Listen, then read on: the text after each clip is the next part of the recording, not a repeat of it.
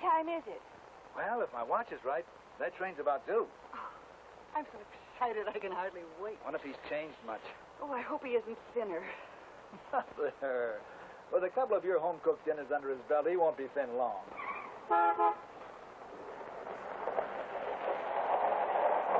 There's our son making his usual quiet entrance. Maybe we should pretend we don't know him.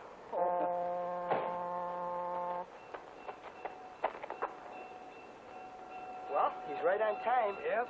Sure be good to see Jim again. Well, the way you're growing, you'll probably not even recognize you.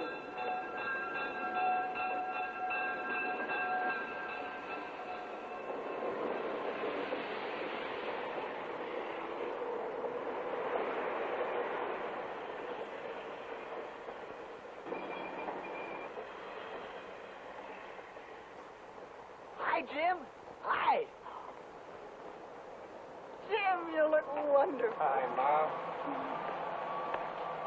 That sea air must agree with you, son. It's great to be home. Hi, Tiger. I see you still have the Rolls Royce. Yeah, it rolls, and that's about all. Well, men, anyone for one of Mom's home-cooked steak and apple pie dinners? Which I just happen to have for our returning hero. That's for me. I'll ride home with Bob if you don't mind. You may need some help with the pushing. We'll follow along and pick up the pieces.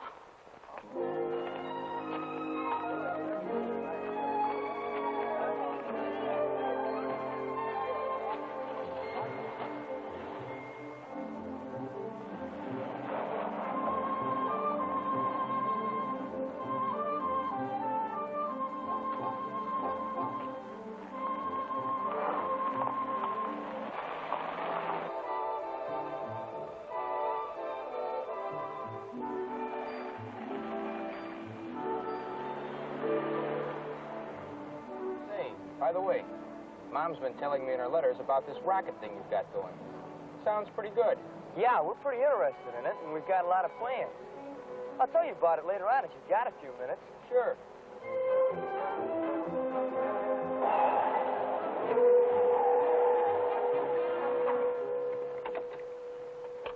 Surprise.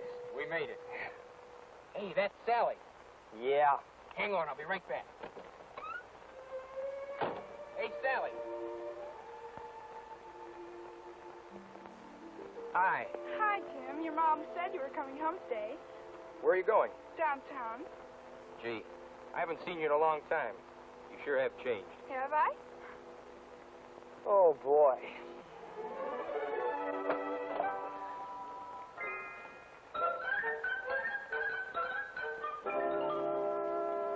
How about this last piece of pie? No. Oh, no, man. Gee, Mom, I've had two already. Sure? I just don't know where I'd put it. All right, I'll save it for you for later. Fine. Or for you, honey. Okay, Mom. Hey, Jim? Yeah? You know, you were asking about the Rocket Club on the way home? Yeah? Well, we're having a meeting in the physics lab tonight with Mr. Jones. Do you want to come along? Or, does Sally have you tied up tonight? Hey, watch that. No, tonight I'm free. Tomorrow night, no. But tonight, we go where you want. As a matter of fact, I did bring some material home that you and the guys in the Rocket Club might be interested in. Great, let's get with it. Would you get my hat and folder over there? Yeah, sure. Good night, Mom. Have a good time, dear. Dad? Come on, we're going to be late. Bob, drive carefully.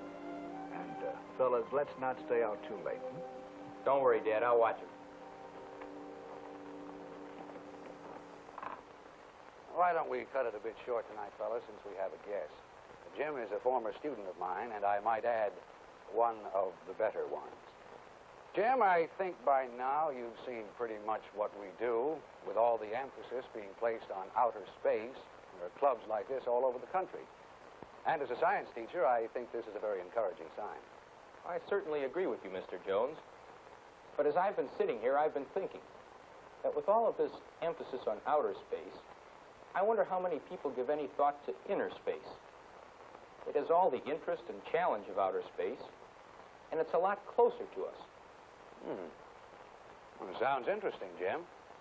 Why don't you come up here and tell us something about this inner space? Well, all right.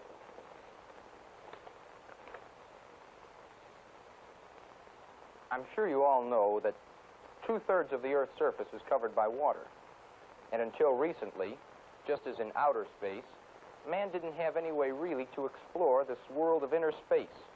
2/3 of the Earth's surface covered by water. But now, just as we have rockets to begin exploring outer space, we have a vehicle to explore inner space, the nuclear submarine. As I mentioned to my brother Bob earlier this evening, I brought along some material I thought you might be interested in. Conventional submarines are limited in range and length of time they can stay submerged. And for this reason, they were never able to explore inner space to any great extent. But then man tapped a new source of energy, the atom. This made possible the nuclear submarine. And for the first time in history, man could go far enough, deep enough, and stay down long enough to explore this whole new world right here on our own Earth. The Nautilus, the first nuclear-powered submarine, made scientific history. The harnessing of the atom meant the end of dependence on surface oxygen. Submarines no longer needed to surface frequently, and that meant they could make all kinds of breakthroughs in undersea exploration.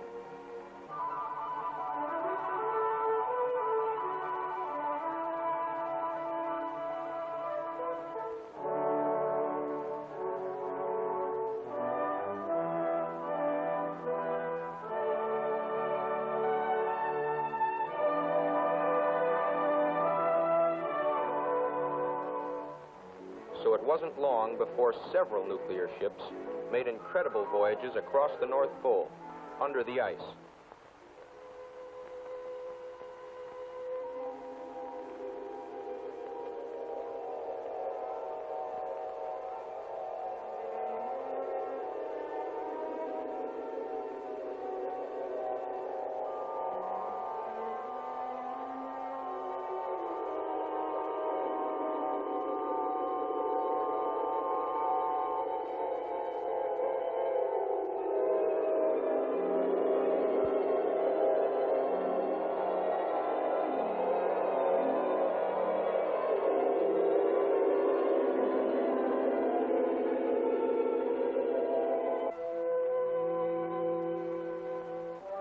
The Triton sailed completely around the world, along the same route which once saw the tiny wooden ships of Magellan's fleet.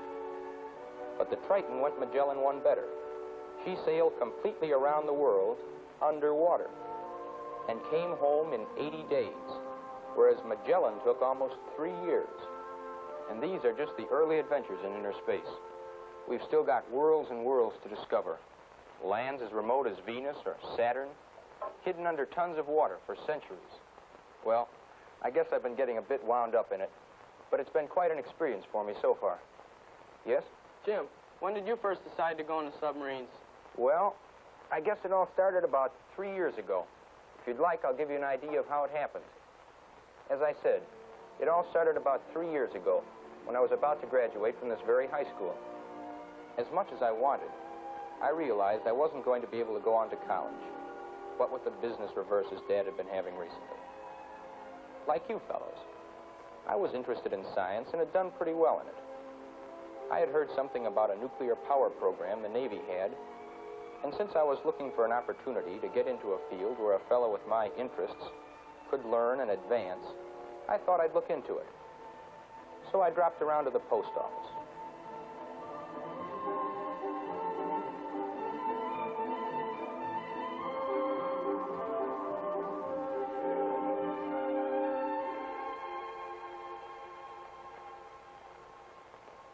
I had a talk with the recruiter and told him I had heard about the Navy's nuclear program.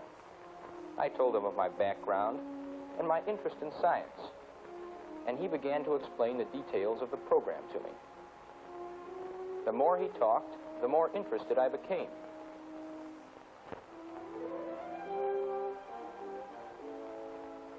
A few days later, after I had time to think about it and made up my mind, I had the recruiter over to talk to Mom and Dad.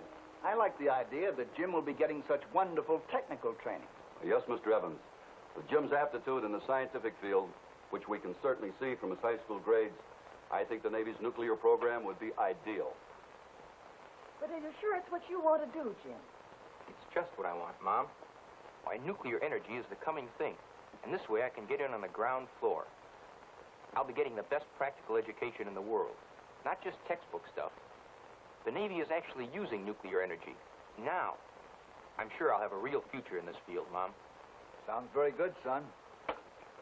Are you sure you can qualify? I'm going to do my best. Well, it's kind of up to you folks at this point. But with your permission, we'll find out. Well, we found out, and I qualified. I joined the Navy and went to boot camp.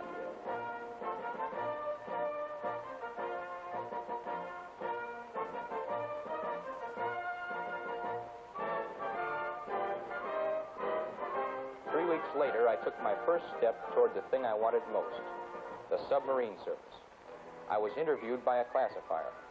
Well, Evans, I see you're interested in submarines. That's right. You have a good score on your basic battery test. Do you have a specialty in mind that you're interested in? I've been thinking about machinist mate. You have a high mechanical aptitude rating. This might be the very field for you. By the time boot camp ended, I had been accepted for submarine school. I knew there were many hurdles to cross.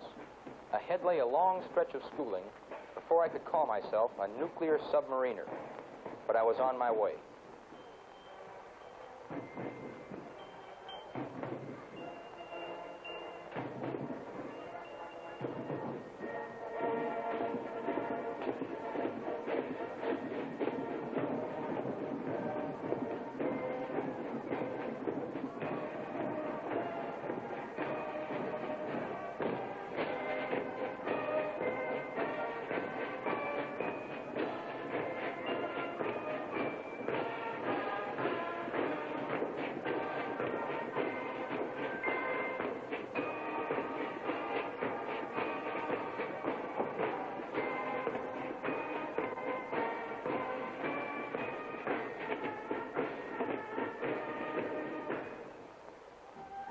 Machinist mate school. This was one of the most critically needed ratings in the nuclear program, along with electrician mates and electronic technicians. That meant we would have excellent chances for advancement.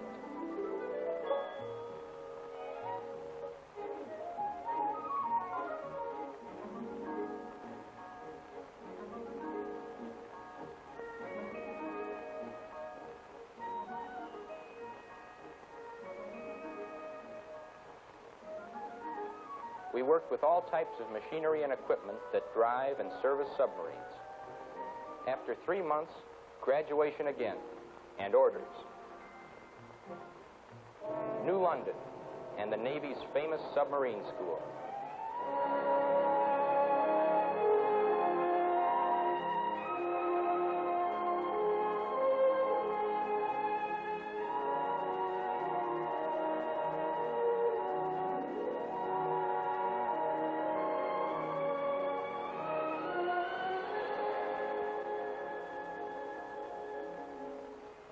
The home of submariners since the beginning of the submarine service.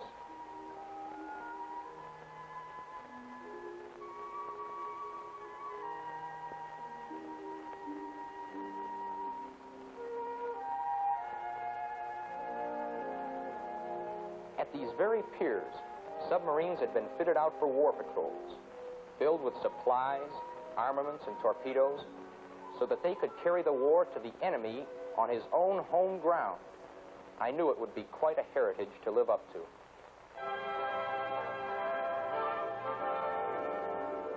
At New London, you study and study hard because there's a lot to learn. The Navy has come a long way from the days of wooden frigates and iron men. Today, it's radar, nuclear power, and electronics.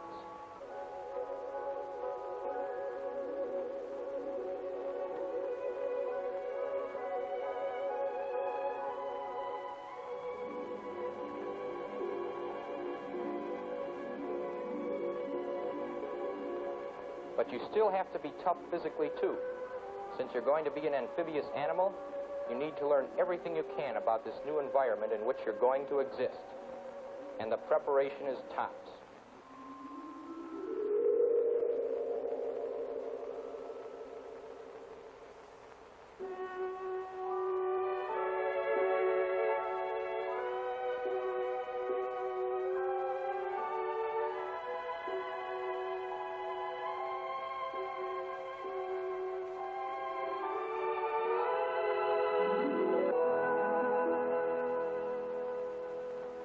finally sea duty on my first boat. Not a nuclear boat yet, a conventional submarine. But it gave me my first taste of real salt spray.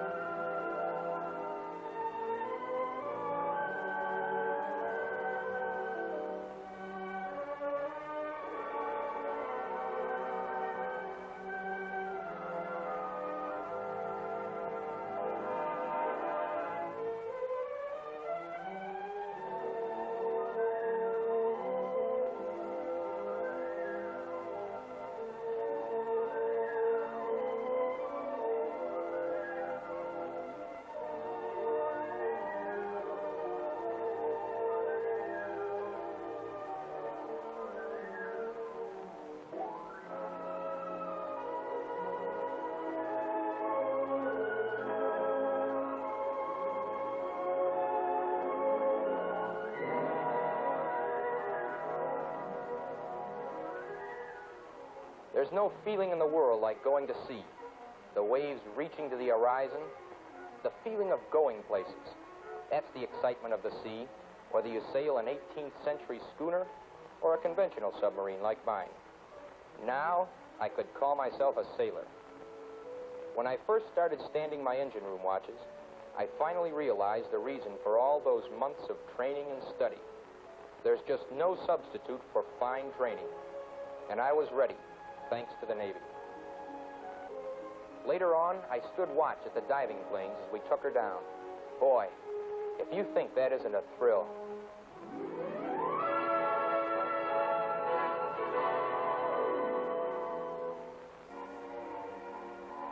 And my shipmates were learning their specialties too.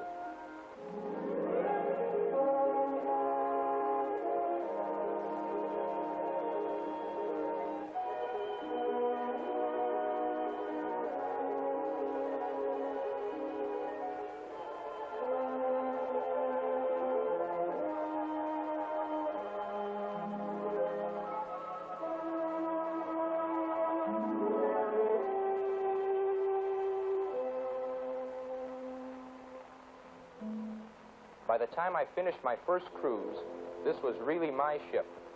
And before long, I qualified for the emblem which sets you apart in the Navy as a member of the silent service, the dolphins of a submariner, and in the process, the stripe of a third-class petty officer.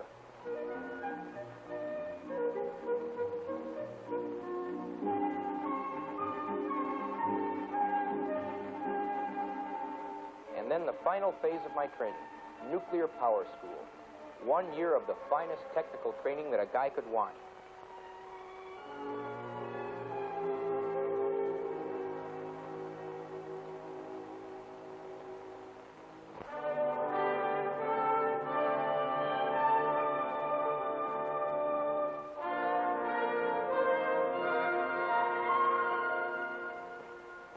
Math, physics, reactor principles, thermodynamics.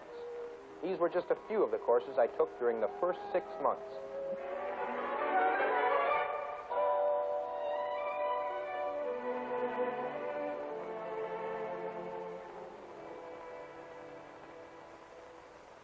My textbooks were packed with the information scientists and scholars had spent years to discover. I realized I was getting a fabulous education about the world of the future.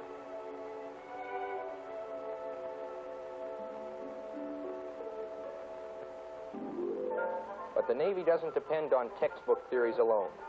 At work on the actual machines during the last 6 months in prototype school, all that hardware suddenly seemed to come alive. We were given problems which we might someday face at sea. Problems we'd be ready for when the time came. The training, the education, sea duty on a conventional sub, actual operations of nuclear machinery, all had prepared me for the moment no nuclear sailor can forget. The first glimpse of his own boat. Machinist mate Jim Evans, reporting for duty, sir.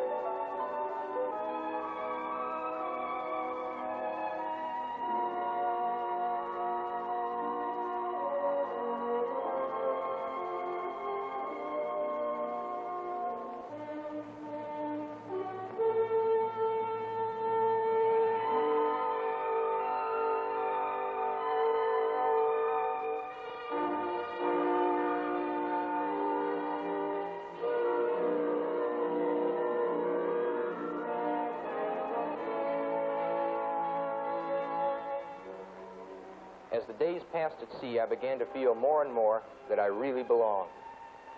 And I think the Navy must have agreed, because I was promoted to second class.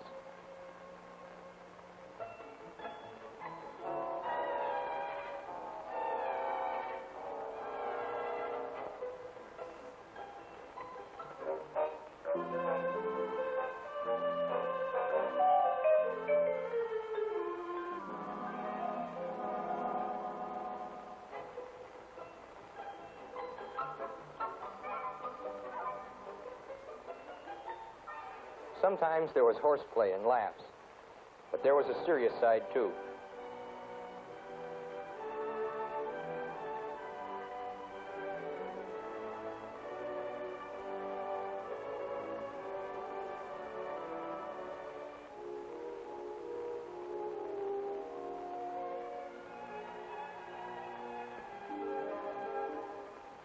So time goes on. The hours pass into days, and days into weeks. By now, you're a full-fledged amphibious animal. And like any other amphibious animal, you must spend part of your life in the water, but you must also spend part of it on land. And what better way to spend it than in foreign ports, getting to know the customs of other people.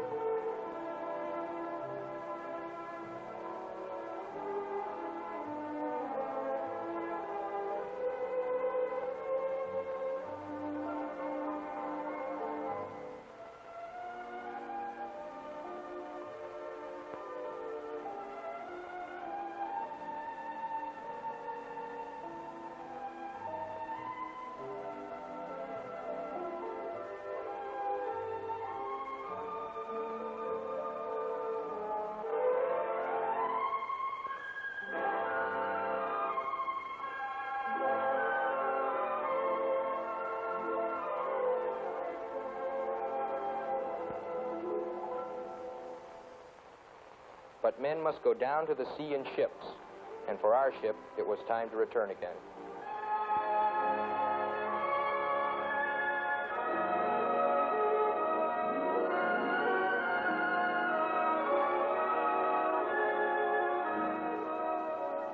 Our ship had been called the ultimate weapon. Back to work in a world that's slowly but surely giving up more of its mysteries. A world that's the natural habitat for all submarines, conventional, nuclear, and the FBM, the Fleet Ballistic Missile Submarine that's armed with the most formidable weapon yet devised for the defense of the free world. The Polaris missile, a triumph of American science, all packed into one weapon system that you can't even see.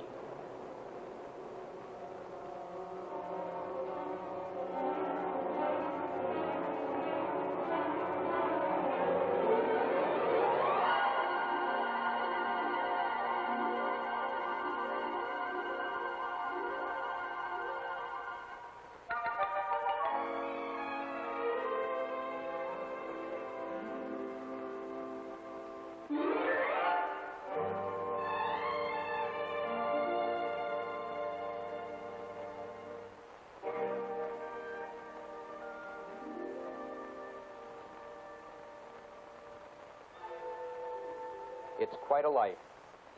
You really are home, Jim Evans. Well,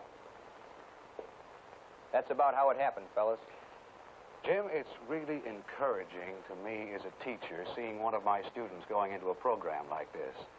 And it's wonderful that such opportunities do exist for young men like you. And in time for fellas like our group here this evening. That certainly opens up a whole new area that I never thought about before. That's right. Jim, what do you say we set up malts for these hungry rocketeers or hungry future submariners? Good idea. Hey, Jim. Yeah? You going to have a submarine sandwich with your malt?